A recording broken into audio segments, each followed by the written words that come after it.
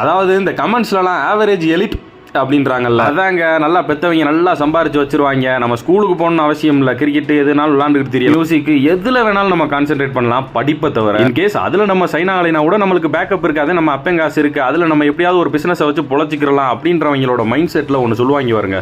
Knowledge வந்து school போனாதான் knowledge அப்படிங்கிறது கிடையாது இல்லையா?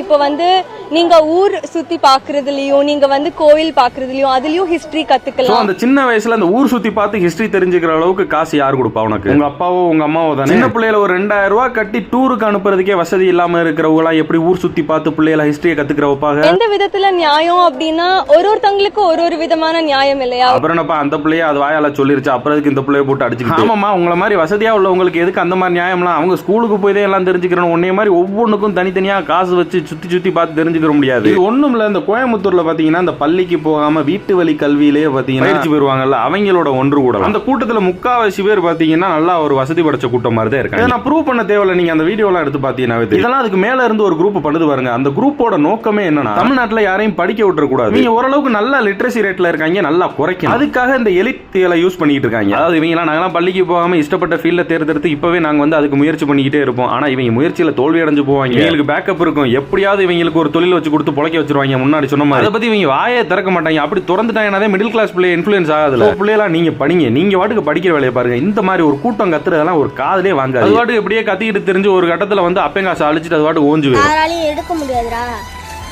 நீ நல்ல படி காய்ஸ், நீங்களும் படிச்சு முன்னேறுங்க. தேங்க்யூ.